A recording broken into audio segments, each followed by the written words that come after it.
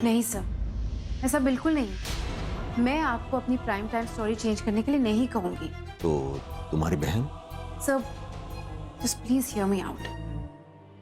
Sir ये सच है कि मेरी बहन उस पार्टी में थी और मैं उसे वहां से अपने घर वापस ले गई।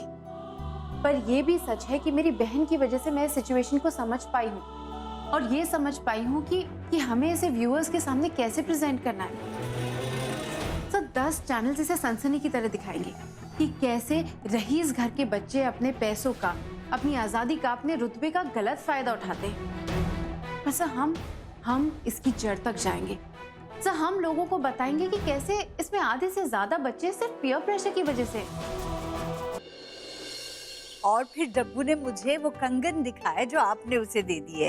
हाँ मिसेस ठाकुर, हम तो उस दिन का इंतजार कर रहा था कि जब हम देवजानी के हाथ में वो कंगन दिखेगा। हम बहुत खुश हैं। कि डिलन और डब्बू के बीच में मिसअंडरस्टैंडिंग खत्म हो गया। आपको पता है, जितना दिन उनके बीच में मिसअंडरस्टैंडिंग था ना, हम बहुत टेंशन में था। नहीं, आप बिल्कुल सच कह रही है। पर छोड़िए ना आप उन बातों को। अंत भला तो सब भला। बस अब जल्दी से आप लोग हमारे घर आ जाइए। आप लोगों ने तो डब्बू को कंगन पहना दिए, पर हमें भी तो रोका करना है, टीका करना है ना? तो आप भाई साहब को लेकर हमारे घर आ जाइए।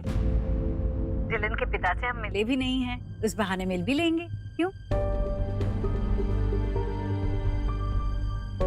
हाँ, जरूर आएगा। आपके हाथ का खाना भी तो खाना है ना।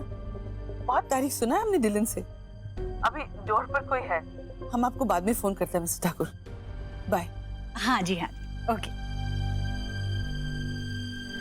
हाँ सर, अब मैं घर जा रही हूँ। एक्चुअली तो मैं ऑफिस में हमेशा वेट करती हूँ, पर वो इसलिए क्योंकि आप वहाँ होते हो। अब जब आप कल आ जाएंगे ना तो मैं देवजानी, एक्चुअली मैं कल नहीं आ रहा हूँ। क्या? हाँ, थोड़ा और वक्त लग जाएगा मुझे यहाँ पे। ओह, एक्चुअली जितना मैंने सोचा था उससे कुछ ज्यादा वक्त लग रहा है। एंड मैं इस समय इस हालत में उन्हें छोड़कर तो नहीं आ सकता ना। I can understand sir. Abhimanyu को अभी आपके साथ की जरूरत है, इसलिए आपको जितना वक्त उनके साथ वहाँ रहना है, आपको वहाँ रहना चाहिए। तुम रह लोगी मेरे बिना?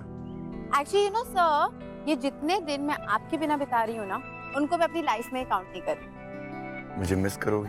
मैं तो आपको हमेशा मिस करती हूँ सर, हर वक्त, स्पेशली ऑफिस में। I'll miss you too.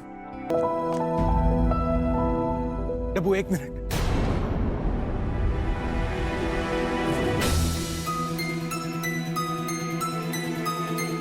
जीजा जी प्लीज। डब्बू एक मिनट, इस तरह से दरवाजा मेरे मुंह पे बंद करके मत जाओ।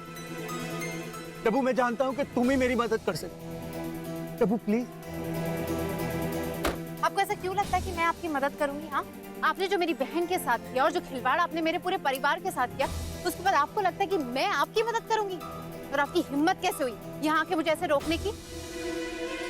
सब कुछ जानने के बावजूद आप अपने भाई की शादी मुझसे करवाना चाहते थे। मैं जानता हूँ मैं तुम्हारा गुनहगार हूँ, और तुम्हारा नहीं बल्कि पूरे परिवार का गुनहगार हूँ। डब्बू मुझसे गलती हुई, मैं लालच में आ गया था, लालच में आके अंधा हो गया डब्बू। और देखो ना, उसी लालच ने मुझसे मेरे बीवी, मेरे बच्चे सब दूर कर दिए।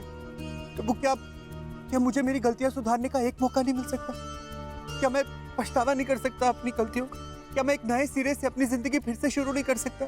देखिए विकी जीजा जी, ये बात आपको बिन्नी दी से करनी होगी, मुझसे नहीं।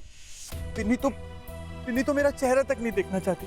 आपने जो किया जीजा जी, उसके बाद आपको लगता है कि वो आपसे बात करना चाहेंगे? अरे वो आप पे भरोसा कैसे कर पाएंगे? मैं अपने बच्चों की कसम खा के कह रहा हूं, मैं सच में बदल गया हूं। मैं हर पल, हर दिन सोनू बोनू को, बिन्नी को मिस करता हूँ।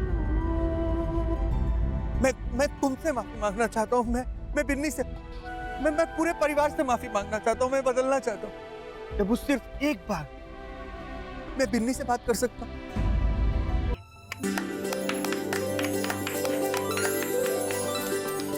वाह, बहुत बढ़िया बेटा। ये होता है समाज में फैली बीमारी को सबके सामने लाने का सही तरीका। थैंक यू सो मच पापा। Thank you the.